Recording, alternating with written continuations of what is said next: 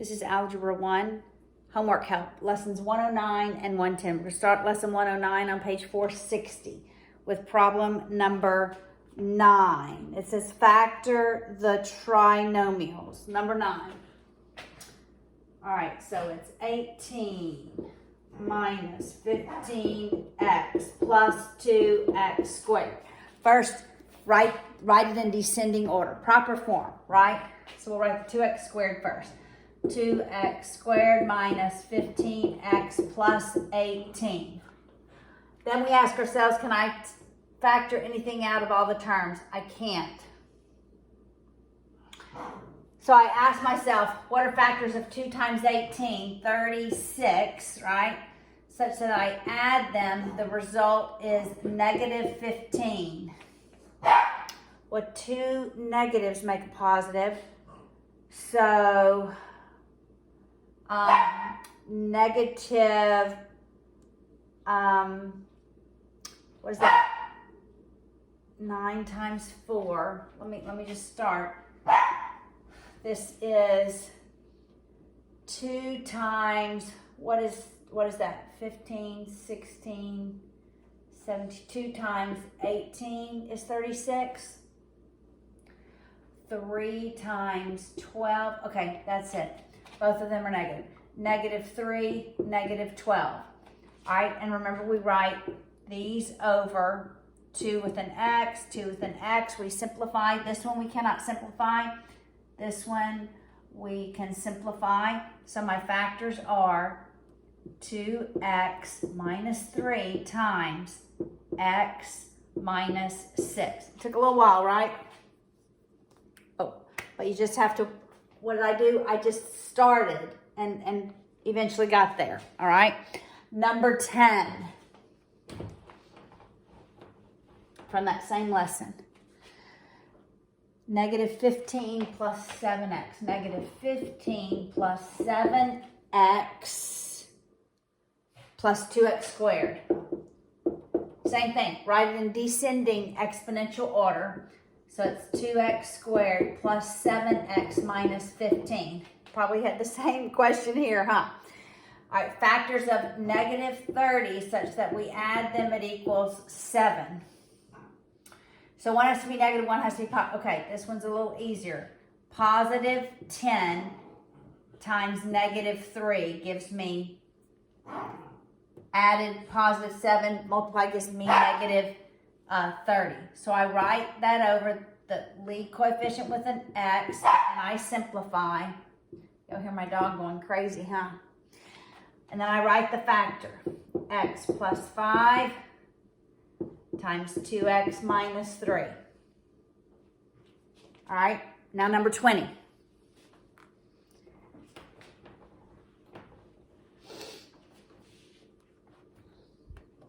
So it's on the top of page 461, number 20. We're solving for x. It says find x, but we're solving for x. We have a over c plus 1 over x equals k. First step, eliminate the denominator by multiplying by what would be the common denominator. So xc would be the common denominator. That's what I'm multiplying every term by. But before I multiply, I am simplifying. So this first term is just x times a. The x eliminates here. I'm just left with c times 1. And that's kxc. I'm solving for x. I want every term with an x variable in it on one side of the equal sign. There's an x over here. I'm going to move this one to the left through subtraction on both sides. Benjamin is having a spaz attack. All right, now once I have these on the same side of the equal sign, I'm going to factor out the x. When I factor out the x, I'm left with kc minus a. Then I divide by what's not x. So I divide by kc minus a on both sides. What does x equal? C over kc minus a. Now number 21. Factor by grouping. All right. I do not know what's wrong with Benji. All right, so we have y squared t minus 12m plus 3mt minus 4y squared. Okay, so sometimes it's hard to figure out. You just have to start. I don't know which ones to group. Here's what I see. I see two terms that have a y squared. I see two terms that have an m. So I'm going to group these on the end and these in the middle. All right, so I'm going to write them next to each other. Y squared t minus 4y squared. And then I'm going to write, I'm going to write the next terms because of this minus sign. It makes it a little funny to try to figure out. I'm actually going to swap those two. The commutative property of addition says I can write those in a different order, and so it could be just the plus 3mt minus 12m. Okay? I think it's going to work out better to do that. Okay, what can I factor out of these first two terms? The y squared. I'm left with, in this first term, a t minus 4. Now in this one, I can factor out a 3 and an m. So when I factor out a 3 and an m, this first term I'm left with the t, my minus sign changes, it's a 4. This is where you want to end up with, that common binomial. All right, so my factors are y squared plus 3m, times t minus 4. All right, now we're going on to lesson 110, number 9. 110, number 9. On page 466.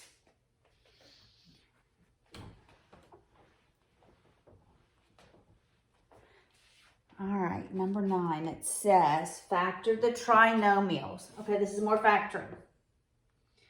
All right, so we have 6y squared minus 15y minus 36. All right. The first thing you must ask yourself, can you factor anything out of all three terms?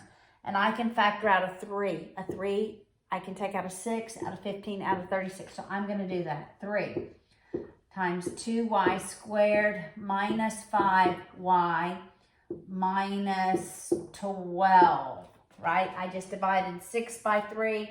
15 by 3, 36 by 3. Makes it a little easier. All right.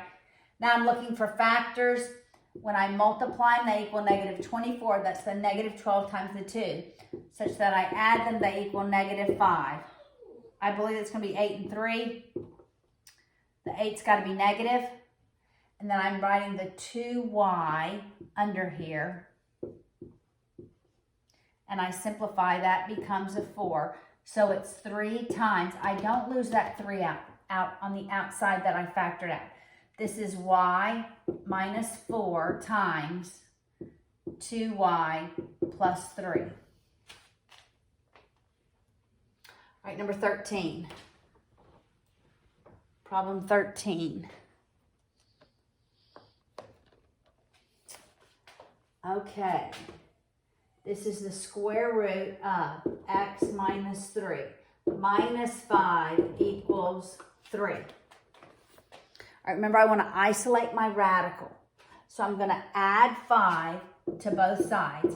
And reminding myself, I have to check my solution afterwards. I have to check it. So I'm going to put the square root of x minus 3 equals 8. Now I square both sides. The square root of a square is just what's under the root, x minus 3. And 8 squared is 64. I add 3. The value of x is 67. I go back and plug in 67 to the original equation. So, does the square root of 67 minus 3 minus 5, does that equal 3? Well, that's 64. Square root of 64 is 8. 8 minus 5 equals 3. That is the solution. All right, number 18. And number 18, we're solving for C. So hopefully by now you're getting more confident with these types of problems. Okay, we're solving for C. We have A over B plus C over D equals X. Eliminate the denominator by multiplying by what the common denominator would be. So BD, multiplying every term by BD.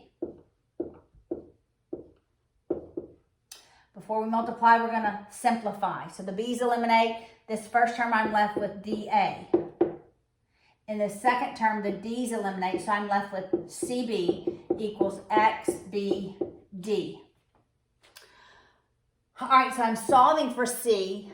There's a C. This is the only term that has a C in it. So I'm going to subtract the DA on both sides. So that the term with C in it is all by itself. So CB equals XBD minus DA. Then I divide by what's not C. So I'm going to divide both sides by B. So what does C equal? XBD minus DA all over B. And now the last problem, number 19, is just like this. But hopefully by now, since you've seen several of them, it's very similar to it. All right, so now we're going to solve for X. X equals. All right, so we have 4 over X minus 3 over X minus 3 equals 0. Okay, we're going to eliminate the denominator. We do by multiplying by what would be the common denominator. It's going to be X times X minus 3.